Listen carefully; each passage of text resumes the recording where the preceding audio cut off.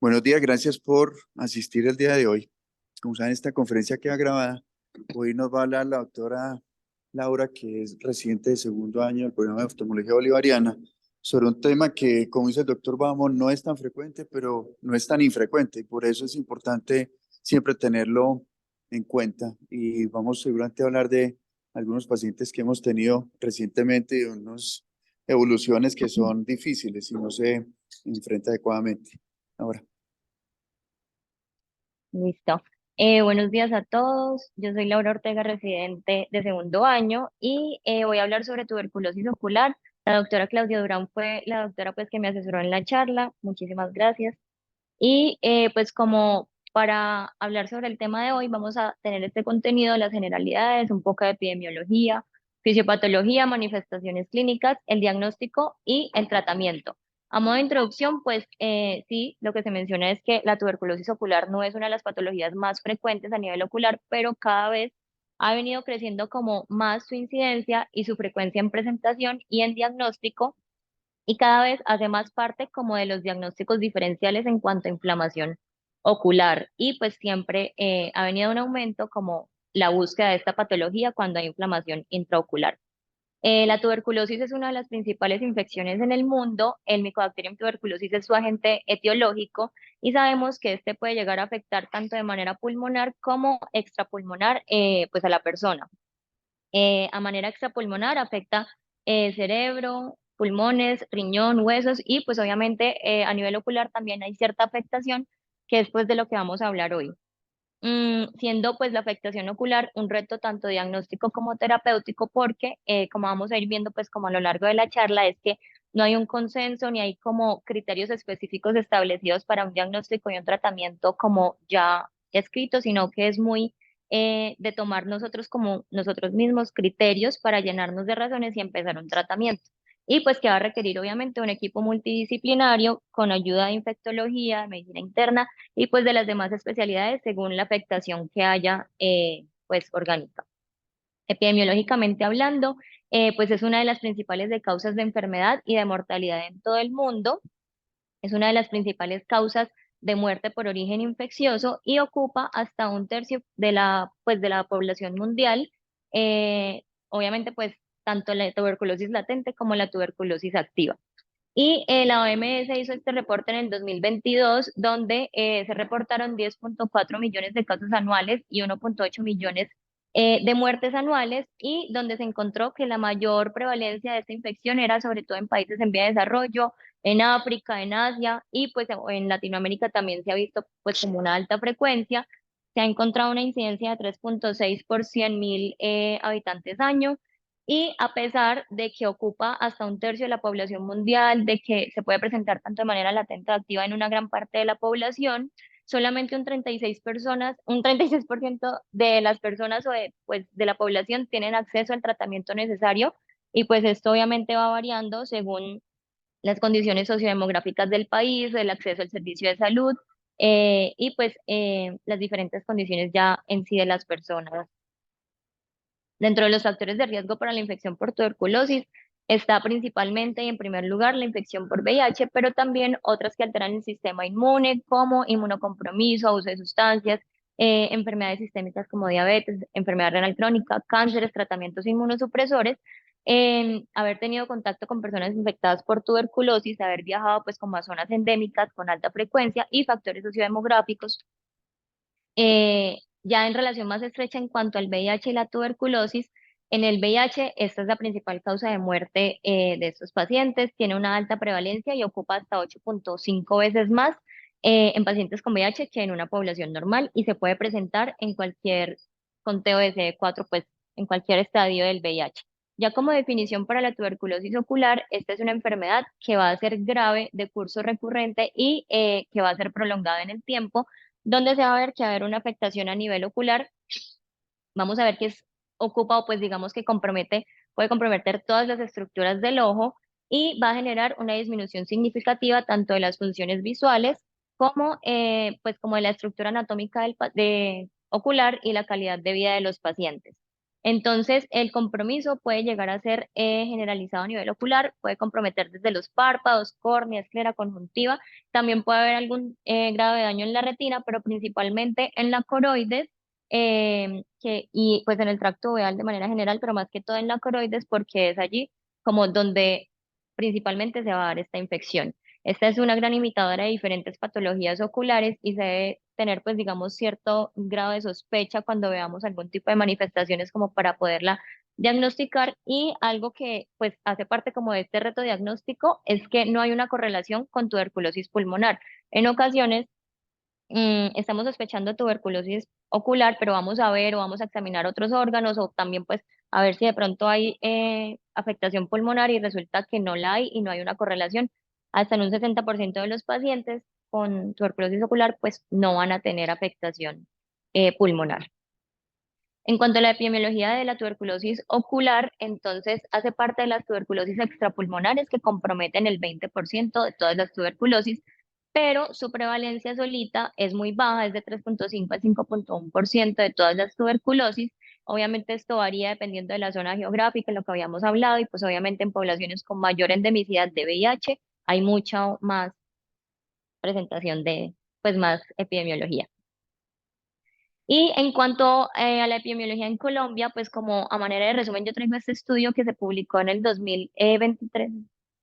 Fue un estudio que se hizo entre el 2015 y 2020 que buscaba describir la incidencia de la frecuencia en Colombia de tuberculosis ocular presuntiva.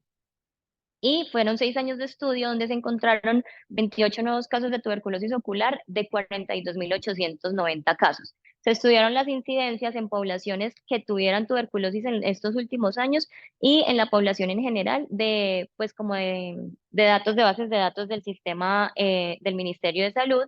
Y se encontró que las incidencias eran de 55 por 100.000 habitantes con tuberculosis y de 0,2% por millón de habitantes. También se hizo pues como una distribución geográfica y lo que se encontró fue que las poblaciones donde más, perdón, las zonas donde más frecuencia había era en la zona andina y luego en segundo grado en la zona Caribe y Pacífico y en menor medida pues en la zona Amazonía. Se encontró que había como una tendencia en disminución de las incidencias de los casos y que incluso esta podía llegar a ser menor a nivel mundial, pero digamos que en realidad lo que se atribuye a esto es que de pronto tiende a haber un subdiagnóstico y no hemos diagnosticado adecuadamente pues todo lo que se nos ha presentado y hemos dejado pues pasar por alto muchos diagnósticos. La fisiopatología, pues de manera rápida, la tuberculosis ocular es ocasionada pues por el mismo Mycobacterium tuberculosis que según sus diferentes modos de transmisión puede llegar a afectar diferentes tejidos oculares. Se transmite mediante gotitas de aerosol, se inhalan por los alveolos respiratorios, llegan a macrófagos alveolares, los invaden y luego desarrollan, digamos que dos ramas de enfermedad. Un 90% pueden permanecer asintomáticos y esto va a ser una tuberculosis latente y un 10% son los que van a desarrollar la tuberculosis y la enfermedad como tal. Algunos van a desarrollar síntomas, digamos, durante los primeros años y otros pueden empezar a desarrollarlos a medida que vaya disminuyendo su inmunidad y pues muchos años después. Cuando se cargan los macrófagos cargados de bacterias y pues estos pues la bacteria pues invade estos macrófagos, estos se van a diseminar de manera linfática y hematógena y se va a, pues va a llegar como a los diferentes órganos que habíamos hablado y pues obviamente la afectación ocular que es de la que vamos a estar pues mucho más a cargo. Hay tres modos de la enfermedad ocular. Hay una tuberculosis ocular primaria que lo que sucede es que hay una infección ocular directa de una fuente exógena y estas son las afecciones que principalmente se dan de manera extraocular, comprometiendo párpados, conjuntiva, córnea, esclera, aparato lagrimal, anexos, entre otros. También hay una forma pues, de diseminación hematógena que según este modo nos va a generar una tuberculosis ocular secundaria. Esta es la más común y lo que más frecuente vamos a encontrar y compromete principalmente la uvea porque es donde más riego, pues sí, riego sanguíneo hay, principalmente la coroides y en menor medida el cuerpo ciliar y el iris. Y pues también hay un tercer modo de enfermedad y es la hipersensibilidad, pues mediante reacciones de hipersensibilidad en las estructuras del ojo cuando el paciente se ha expuesto a antígenos de tuberculosis. Entonces, en cuanto al diagnóstico, es importante tener en cuenta que todo nos va a ayudar, incluso desde el inicio, a hacer una adecuada anamnesis e historia clínica, identificando los factores de riesgo que habíamos mencionado, pues sabiendo ya cuál es el estado inmunológico serológico del paciente, qué antecedentes tiene respecto a viajes previos a zonas endémicas, antecedentes patológicos, si ha tenido unos síntomas inespecíficos de tuberculosis pulmonar, y empezar pues como a indagar, hacer un adecuado examen físico y también ayudarnos de imágenes radiológicas, tuberculina y pues otros exámenes que ya vamos a mencionar. Las manifestaciones clínicas, lo que mencionábamos, puede ocupar todo el globo ocular o pues una zona en específico. Es una gran limitadora de todas las enfermedades. Puede darse tanto de manera aguda o crónica, uni o bilateral. Em, entonces, como vemos, pues que esto es como una presentación muy ambigua, digamos que puede ser cualquier cosa. Lo que se ha hecho en los últimos años es que se hizo un consenso de colaboración de tuberculosis ocular, se reunieron un grupo de expertos en el 2018 y 2019 y sacaron como diferentes clasificaciones para poder nosotros identificar una lesión, poder clasificarla y pues darle un tratamiento. Entonces, de este grupo, pues consenso grande de expertos, fueron aproximadamente 80 expertos de 25 países diferentes y dividieron o clasificaron la tuberculosis ocular, hicieron una subclasificación pues, del compromiso coroideo y una subclasificación de compromiso intraocular. Entonces, respecto a la coroiditis, empezamos a clasificarla y la dividieron en una coroiditis serpiginosa like, una coroiditis multifocal, focal y tuberculomas, que son estas imágenes que vemos acá y ya pues voy a explicar.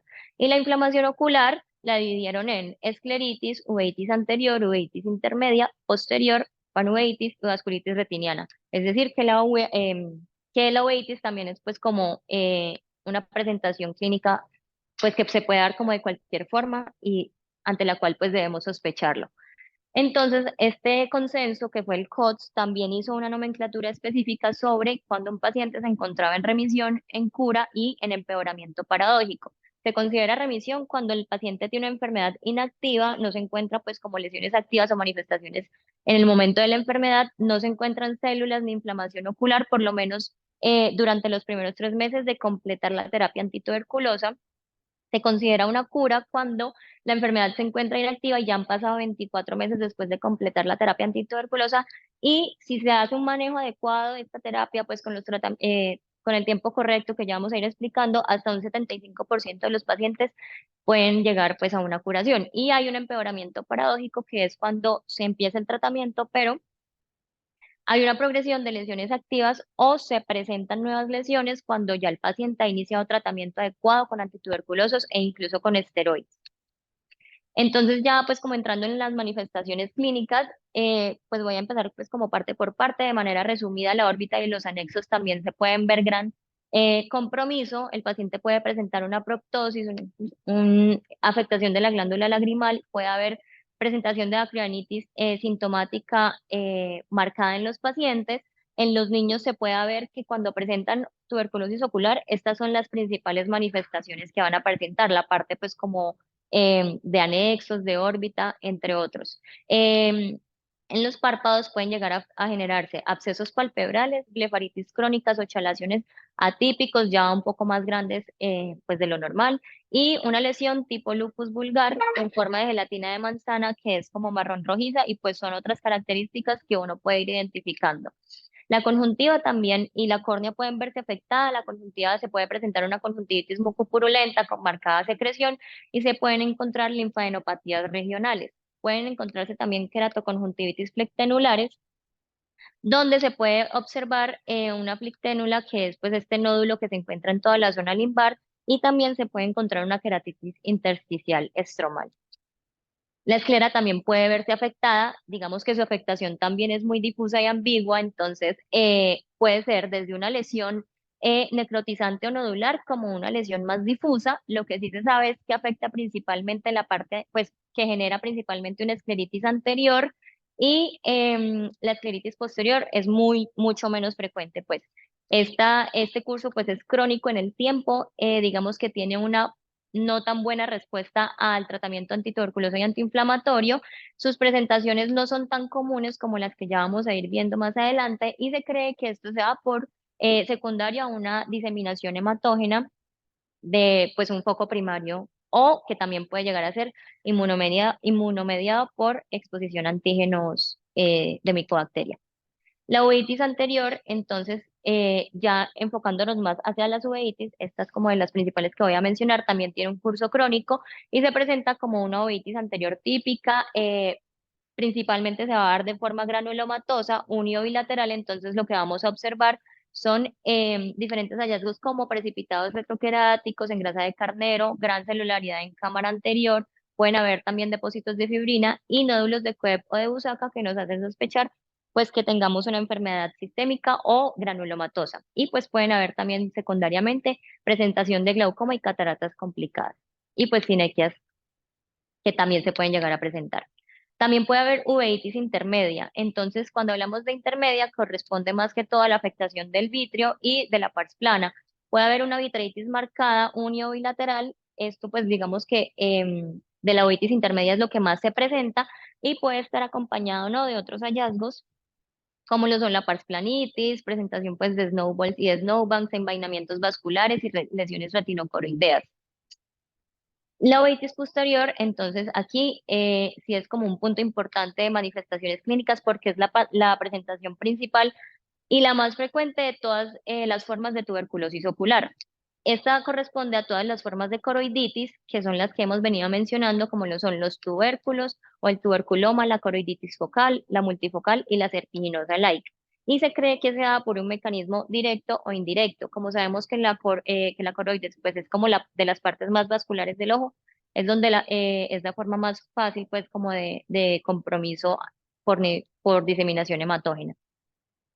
Entonces, el COTS también hizo un estudio, pues, de descripción de casos de 245 pacientes que presentaban tuberculosis ocular, principalmente uveitis, y lo que hizo fue clasificarlos y, pues, evaluar como qué era lo que más frecuente se encontraba dentro de todas estas manifestaciones. Aquí podemos ver en esta imagen que el COTS, lo que ya tenemos clasificado, por un lado están los granulomas coroideos, las coroiditis multifocales y serpiginosas likes, y el AMPI-like y la coroiditis ampiginosa. De todos estos, lo que se encontró de estos 245 pacientes era que lo más frecuente era la coroiditis serpiginosa like, y ya en menor frecuencia en los otros tipos de coroiditis. De estos pacientes fueron 113 los que se encontró colitis serpiginosa light. Y algo importante también a tener en cuenta es que no siempre tiene que estar presente todos estos hallazgos. Digamos que en la coroides puede o no estar presente, pero pues su presentación principal es la serpiginosa light. Entonces, ya hablando más a fondo del compromiso coroideo, están los tuberculomas, que es una forma de presentación de esta tuberculosis ocular, y es un complejo nodular de células inmunes, de macrófagos y células epitelioides. Se localizan principalmente en la zona en polo posterior, en mácula y ya en menor medida en el nervio óptico y en la retina periférica. Son lesiones típicamente grandes, solitarias más que todo, redondeadas y en ocasiones con borde difuso, se ubican más en la zona subretiniana, tienden a ser como de coloración amarillenta y pueden o no estar acompañadas de pliegues en retina, de líquido subretiniano y de desprendimientos de retina. La coroiditis serpiginosa like, entonces esta es pues como de las principales manifestaciones que vamos a encontrar y asemeja pues una coroiditis serpiginosa, pero lo que más se va a encontrar es que da principalmente en pacientes jóvenes que pueden ser unilaterales o bilaterales asimétricos y que se ven lesiones multifocales principalmente, están asociadas a vitreitis y cuando se hace el examen de cuantiferón se encuentra una alta positividad.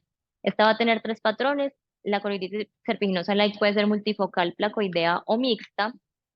Entonces, en esta primera imagen vemos cómo se puede encontrar una coroiditis multifocal, que son lesiones blanco-amarillentas difusas que tienden a confluir, que se encuentran en unos márgenes bien definidos y que este tipo de lesiones pueden medir hasta un diámetro de disco. Y la placoidea son ya lesiones más similares, como una placoide o una placa. Los bordes son amarillentos también elevados y están más pegados como hacia la zona peripapilar. Y pues se puede encontrar también una atrofia coriocapilar. Dentro de, digamos, las ayudas diagnósticas que tenemos, aparte de una buena evaluación de fondo de ojo, está la autofluorescencia, la angiografía fluorescénica y el OCT. ¿Qué vamos a encontrar en la fluorescencia? Que cuando lleguemos a observar lesiones activas, vamos a encontrar hiperautofluorescencia en los bordes de la lesión y en ocasiones en los centros no van a estar pues tan activos, sino que va a haber una mayor hiperautofluorescencia en los bordes. En la angiografía fluorescénica se encuentran en etapas tempranas hipofluorescencia y ya más adelante, a medida que va avanzando en etapas tardías, se empiezan a observar pues como la hiperfluorescencia. Y en el OCT ya voy a mostrar pues como más a detalle, pero lo que se encuentra es disrupción de la retina externa, un aumento de la reflectividad de la retina externa de la coroides, incluso afectación de fotorreceptores, y pues en caso de presentarse se puede encontrar que se acompaña de líquido subretiniano y pues de que se puede evidenciar también la lesión como el tuberculoma que ya les voy a mostrar.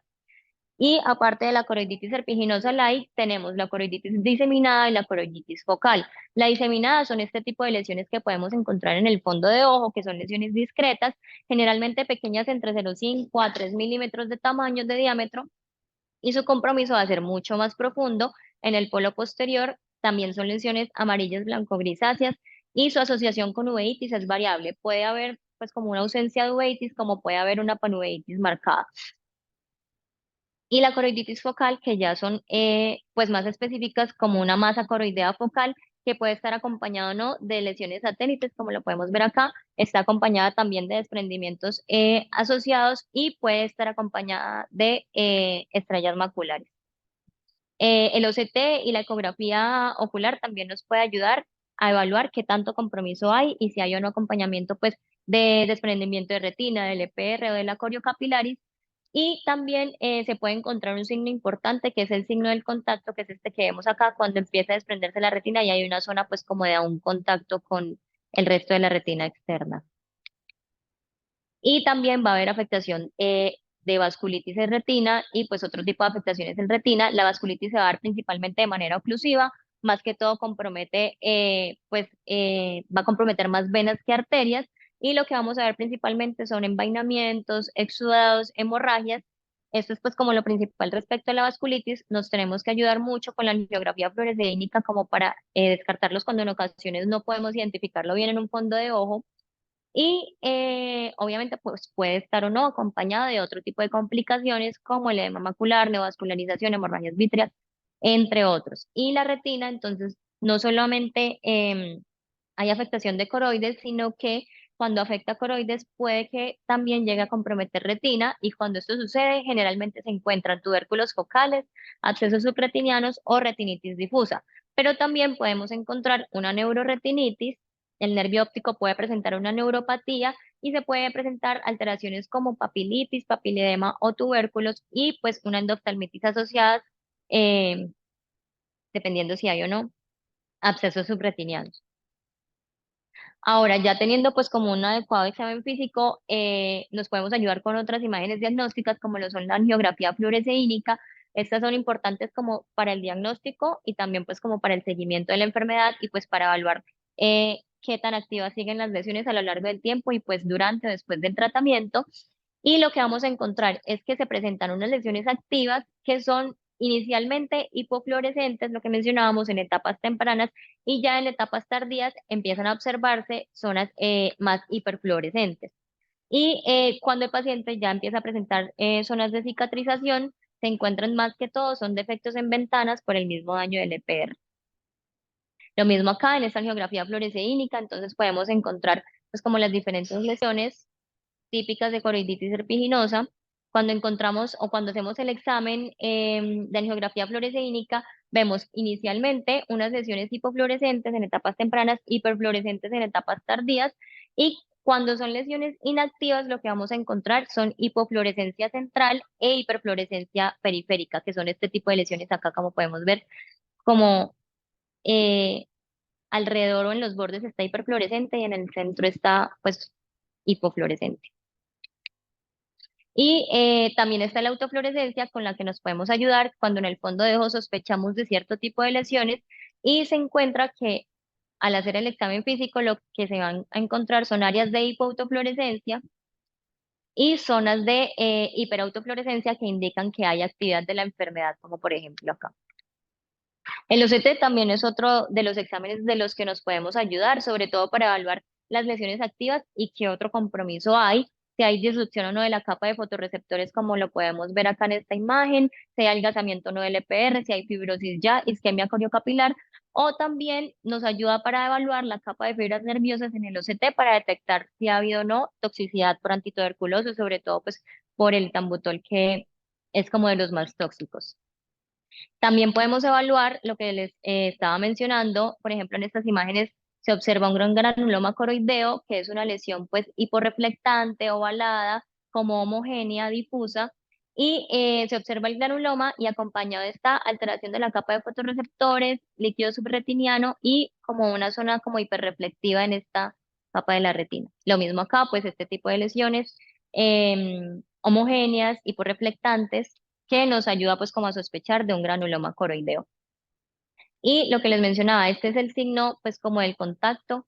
Aquí observamos el granuloma o el tuberculoma en esta imagen, en este OCT, líquido subretiniano y desprendimiento coroideo y desprendimiento también y pues como una zona de contacto. Entonces, ya sabiendo pues como para el diagnóstico de la tuberculosis ocular, teniendo una adecuada sospecha clínica, ayudándonos con pues como exámenes imagenológicos. También hay que tener en cuenta que nos podemos ayudar de diferentes paraclínicos, imágenes y muestras de humor vítreo o humor acuoso. Digamos que dentro de todas estas manifestaciones que mencioné, las más sugestivas o lo que se ha encontrado en los artículos, en las revisiones de tema, es que las lesiones más sugestivas o predictivas de una tuberculosis ocular son estas que les muestro acá. Sinequias posteriores de base amplia, vasculitis retiniana con o sin coroiditis y la coroiditis serpiginosa like, como pueden ver, son altamente específicas, pero son poco específicas, son poco sensibles, perdón. Entonces, digamos que podemos tener esta sospecha diagnóstica, pero entre más digamos, exámenes tengamos confirmatorios de tuberculosis o positivos, nos podemos llenar pues como de más argumentos para poder realizar un tratamiento. Y dentro de los paraclínicos o de los exámenes adicionales que podemos pedir están la prueba de tuberculina, el test de liberación de interferón gamma, la radiografía de tórax o TACAR, el PCR del humor acuoso o el GeneXpert de Mycobacterium de esputo, que pues es lo que se hace en la actualidad.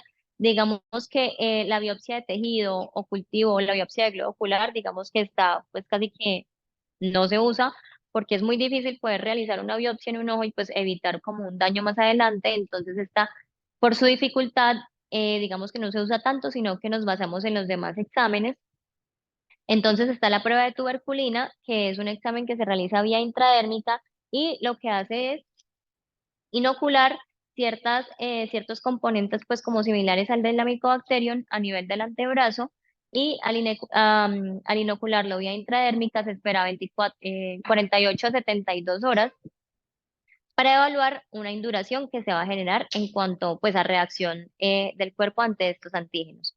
Puede tener varios falsos positivos, varios falsos negativos. Digamos que es muy útil porque es económica, es de fácil acceso, se encuentra en pues la mayoría de instituciones, tiene una sensibilidad del 70 al 80% y una especificidad del 56 al 80%. Entonces, digamos que si se puede realizar el examen, siempre acudir a este y pues obviamente ya después de esperar el tiempo de 48 a 72 horas se evalúa la induración y pues aquí es importante como tener en cuenta que es la induración y no el eritema. Y este se toma una medida en Colombia, digamos que resulta positivo cuando es de 10 o más milímetros en adelante de induración.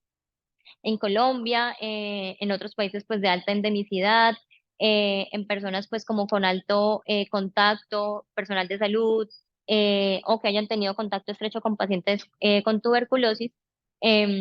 Digamos que este es pues como el punto de positividad, pero en pacientes con VIH el punto de positividad va a ser de 5 milímetros o más. Y también está el test de liberación de interferón gamma. Este tiene una sensibilidad del 82% y una especificidad del 76%. Lo que se hace es que se toma una muestra pues sanguínea normal y se lleva a un laboratorio para ponerlo en estos cuatro tubitos. Este es un cuantiferón Gold, pero pues pueden haber pues como muchos tipos de exámenes. Este es como de los más conocidos. En un tubito está pues como un en un tubito se pone pues como la muestra de sangre y en otros están diferentes péptidos del Mycobacterium que dependiendo eh, si hay o no pues presencia de Mycobacterium en sangre va a generar pues como positividad. Y pues hay otro tubito control. También están los paraclínicos como la radiografía de tórax o el TACAR. Se prefiere pues el TACAR obviamente porque es mucho más fácil o hay mucha mayor posibilidad de observarse diferentes hallazgos sugestivos como agrandamiento de ganglios linfáticos, infiltrados pulmonares o cavitaciones, y pues obviamente es importante buscar en los diferentes órganos si hay o no afectación de tuberculosis, pero tener en cuenta que en gran porcentaje, aproximadamente un 60% de las tuberculosis oculares, no hay afectación pulmonar, por lo que no es, pues, digamos, excluyente si no hay tuberculosis pulmonar. También está el cultivo, que idealmente pues sería el gol estándar, sin embargo tiene varias desventajas, y es que primero tiene un periodo largo de incubación de 8 semanas y es poco confiable porque eh, usualmente se encuentran baja cantidad de microorganismos y no siempre va a salir muy positiva la prueba. Es más, o sea, la mayoría de veces sale negativa, entonces no es como tan usado ni tan recomendado. Lo que sí se ha encontrado es que la PCR, que es una técnica de amplificación de ácidos nucleicos, eh, ha venido pues como en aumento su auge y es mucho más útil en la actualidad, sobre todo esta PCR cuantitativa en tiempo real y múltiplex. Digamos que las PCRs antiguas o las anteriores no eran tan útiles porque tenían una baja especificidad y sensibilidad. Sin embargo, estas técnicas actuales son más rápidas, brindan pues como menos contaminación para el paciente, y se han encontrado que a medida, entre más nuevas, mejor especificidad y sensibilidad. Una sensibilidad puede variar del 37 al 85% y una especificidad del 92 al 100%. Es decir, que es útil si la tenemos, usémosla, pero pues obviamente es más costosa, hay que pues como hacerlo en un laboratorio especializado y no siempre va a estar disponible. Este es un calculador de pues tuberculosis ocular que se basa como en estudio de datos del paciente, se colocan los hallazgos del paciente y según estos hallazgos sale un resultado que nos va a ayudar a indicar eh, qué tan probable es la indicación de iniciar una terapia antituberculosa según la medida pues que acá el score. Sin embargo, no nos basamos tanto en esto, sino más bien en las características clínicas e imagenológicas que hemos venido estudiando. Y ya en cuanto al tratamiento, y pues para finalizar, cabe mencionar que en la actualidad todavía no hay un consenso específico que nos diga a quiénes sí tratar inmediatamente y a quiénes no, porque los criterios diagnósticos no están tan establecidos. Digamos que hay poca literatura también respecto a las recurrencias y qué hacer o cómo actuar de manera inmediata cuando hay una recurrencia de la enfermedad.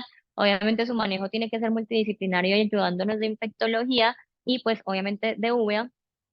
Y como no hay un consenso específico, lo que vamos a hacer es perfilar el paciente y dependiendo de las manifestaciones clínicas, de los hallazgos imagenológicos, de la endemicidad local donde se encuentra el paciente y de los resultados paraclínicos positivos, vamos a dirigir la terapia.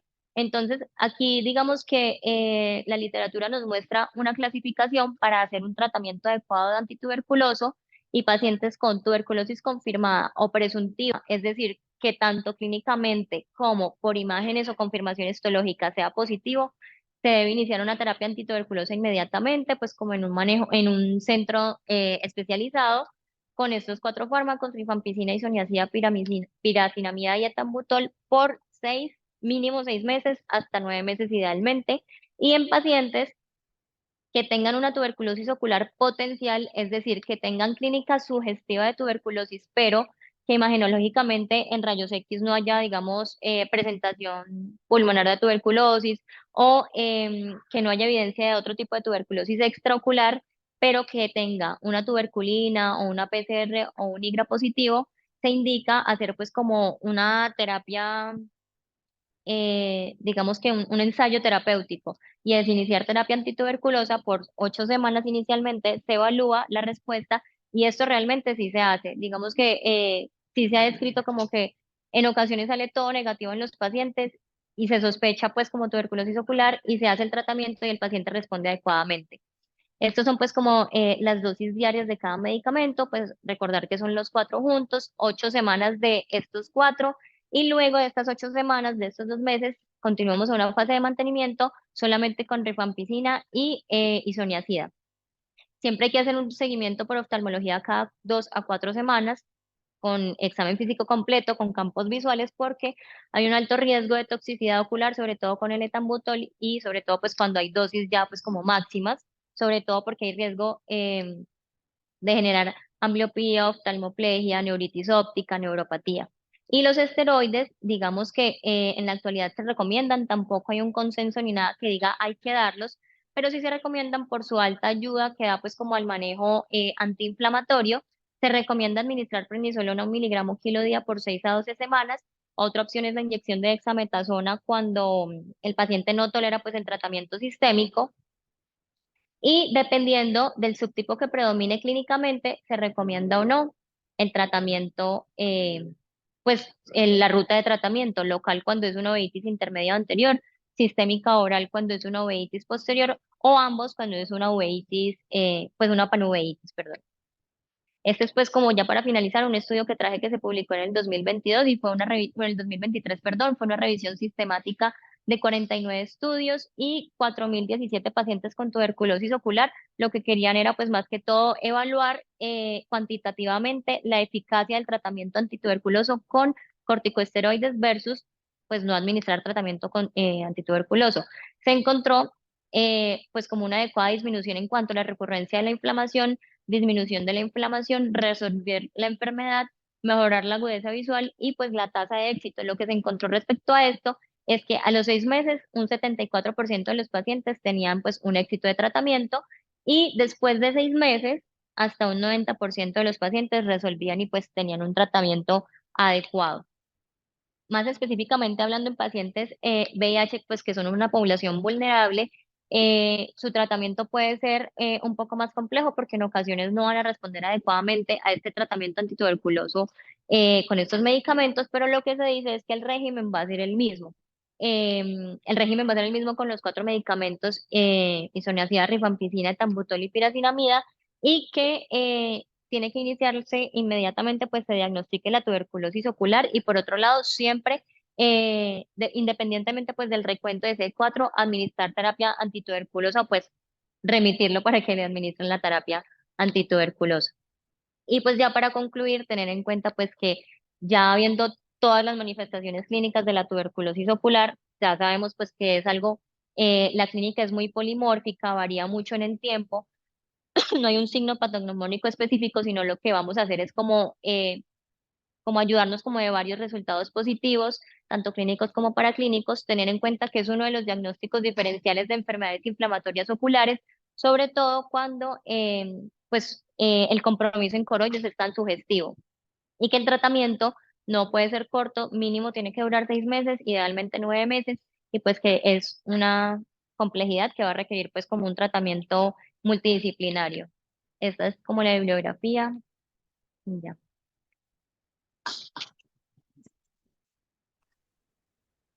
Laura, excelente. Una pregunta para que mucho me corrijas. El 20% de las extraoculares, ¿cierto? Perdón, no, de extrapulmonares. Y eso es el 5% es TB ocular. O sea Sí, que sería señor. el 1% de más o menos de las TB. Con la cantidad de tuberculosis que tenemos, no estamos diagnosticando. Sí, No la señor. estamos, no la estamos buscando. Es absurdo, pues estamos subdiagnóstico, pero brutal.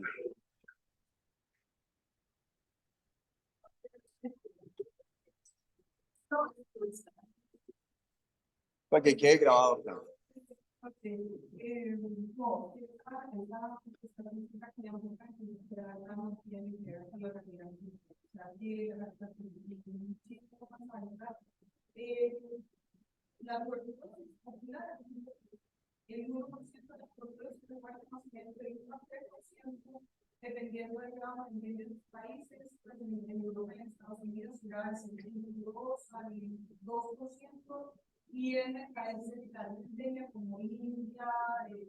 Colombia.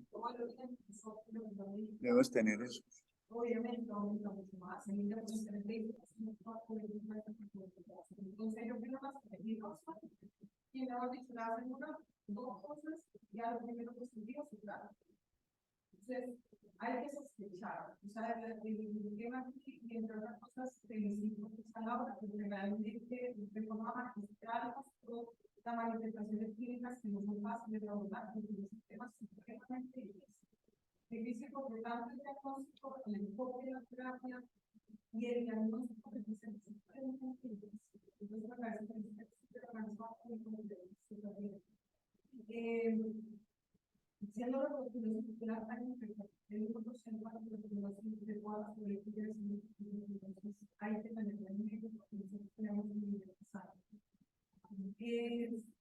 Que son muy diferentes. Como ella decía, por el anterior grado, nosotros siempre piensan en el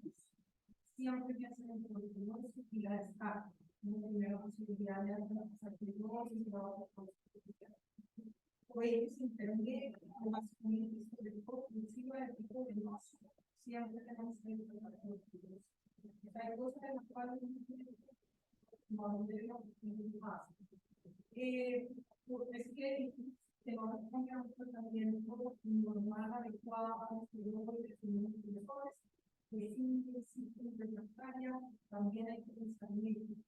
Entonces, digamos, ya más en el tratamiento, igual, debe ser multidisciplinar, todos vamos a ver esto mismo, pero es muy importante también implementar, obviamente, el estudio y el ministerio, en el estudio no hay nada. O sea, el PCR es importante. El PCR es importante porque las epidemias siempre van a poder importante de todo. Las epidemiosas no van a que no son constructivos no tienen ingredientes en estos casos hay ingredientes, respeta la fobia, respeta la culpabilidad, son cositas que nos pueden llevar como a pensar más interesante. Y en ese caso, hacer PCR, no es que tengamos miedo a hacerlo, es mejor, a pesar de la sensibilidad que ustedes llevan, que no es espectacular. La sensibilidad es un gasto en la prueba múltiple no es que respirar, pero sigue siendo la sigue siendo una sensibilidad del 70, del 90%, obviamente muy específica. Esa es la gran diferencia, por ejemplo, con pruebas como la tuberculina. La tuberculina usted tiene una sensibilidad de las bacterias típicas, de la vacunación de la reciente vacunación también de cambia y le puede dar más positivo. Y en VIH al contrario, tener una prevención hepática no es más no es científica. Ahora, vamos a empezar a negativo no está. Entonces, estamos en la espalda y la pared, donde yo me quiero basar como en decir, no, yo quiero tener las medidas principales, no hay nada de nada.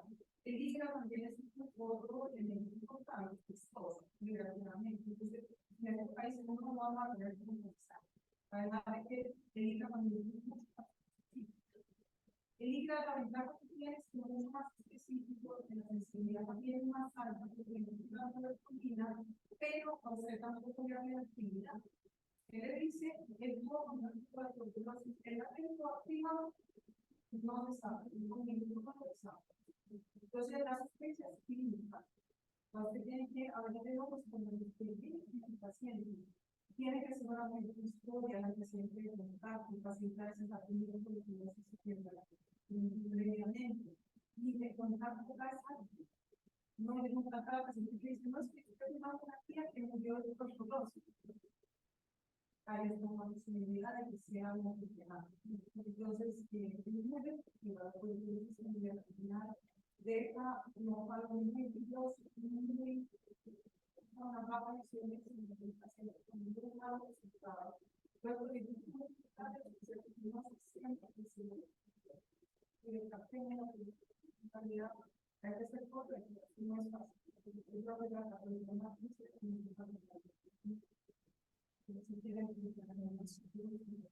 Lo sí, lo que decía es importante, y es que estar con el infectólogo al lado de ser necesario.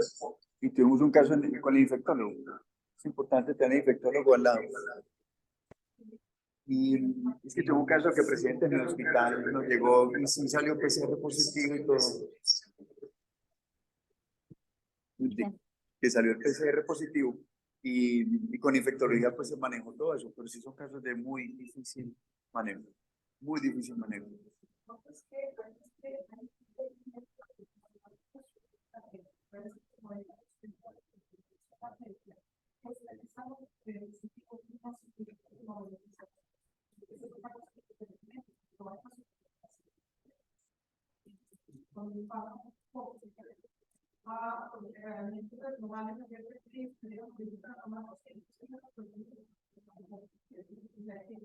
Investigar todo un consenso entre los dirigentes y solamente en el tema de por identificar la orientación para el que se haya conversado y ya sabemos que el de mi padre se llama disciplina estatal, no hay ingeniería, cuando pensar en las anteriores, cuando pensamos en la entonces es muy importante, es digo, ese calculador me parece un poquito complejo manejar, pero en el fondo lo que hace es un mantenimiento. De mayor cantidad de más facilidad que es más lento.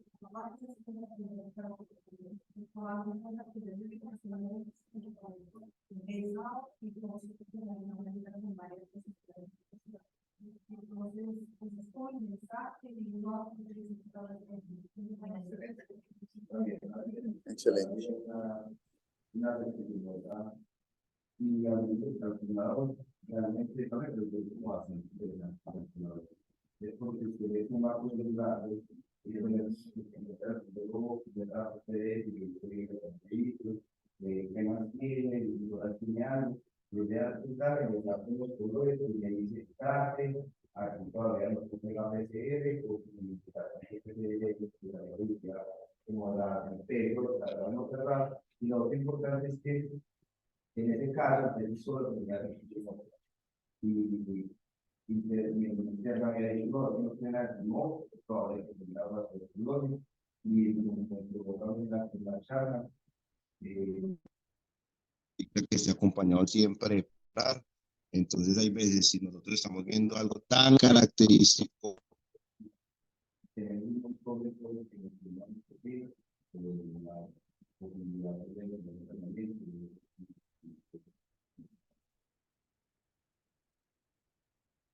hasta el 60%